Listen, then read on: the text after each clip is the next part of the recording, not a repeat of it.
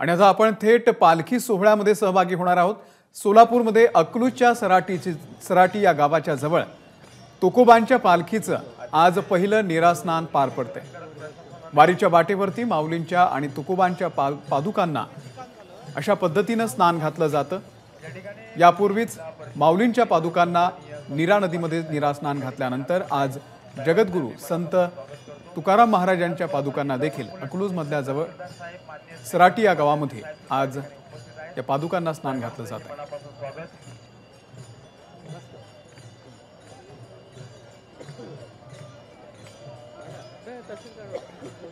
जिल्हा परिषदेचे उपमुख्य कार्यकारी अधिकारी सन्माननीय अप्पासाहेब गुजर या ठिकाणी उपस्थित आहेत।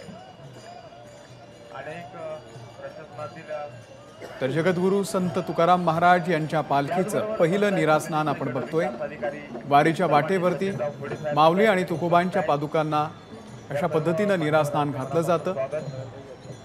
यापूर्वीच माऊलींच्या पादुकांना नीरामध्ये स्नान घालण्यात आलेलं होतं आणि आज जगद्गुरू संत तुकाराम महाराज यांच्या पादुकांना अकलूजच्या जवळ असलेल्या सराटी या गावामध्ये हे निरास्नान घातलं जात आहे।